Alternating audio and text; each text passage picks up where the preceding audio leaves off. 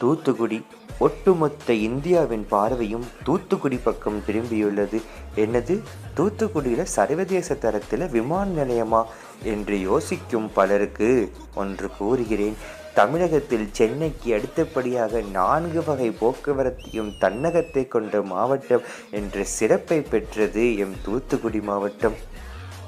அது மட்டும் இல்லைங்க, இப்போ குலசேகரப்பட்டினத்தில் விண்வெளி ஏவுதளம் அமைப்பதன் மூலம் 5 வகை போக்குவரத்து, அதாவது ரயில், சாலை, கப்பல், விமானம், விண்வெளி என 5 வகை போக்குவரத்தையும் தன்னகத்தே கொண்ட இந்தியாவின் தலை சிறந்த மாவட்டம் என்ற சிறப்பையும் பெறவல்லது எம் தூத்துக்குடி மாவட்டம். செழிப்பையும் வீரத்தையும் தாமிரபரணி கொடுக்கிறது என்றால் கொஞ்சம் சாப்பிட்டு போல என்று வீரம் மிகுந்த எம் மக்களின் அன்பு கலந்த பேச்சு வழக்கு அனைவருக்கும் பிடிக்க வல்லது. உப்பு இல்லாமல் உணவு இல்லைன்னு சொல்லுவாங்க. எங்கள் தூத்துக்குடி இல்லை அந்த உப்பே இல்லைங்க அப்படின்னு சொல்கிற அளவுக்கு இந்தியாவில் குஜராத்துக்கு அடுத்தபடியாக அதிகமாக உப்பு விளையிறது எங்கள் மண்ணு தாங்க.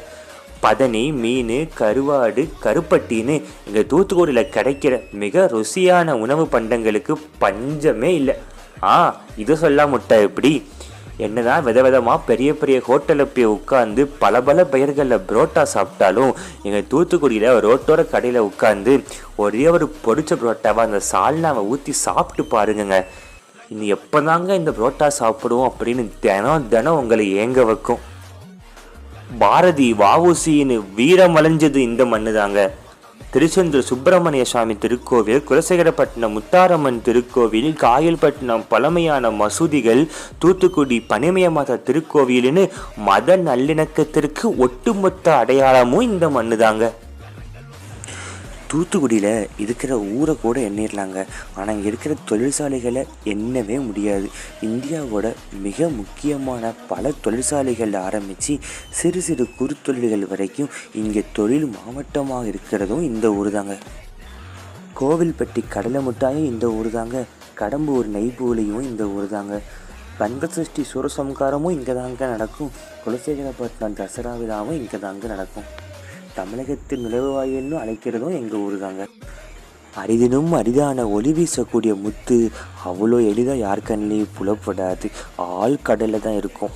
அதே மாதிரி தாங்க முத்து நகர்னு அழைக்கப்படுற என் தூத்துக்குடி மாவட்டமும் பல பேருக்கு அறியப்படலைன்னா கூட அரிதினும் அரிதான சிறப்பு மிகுந்த மாவட்டம்தான்.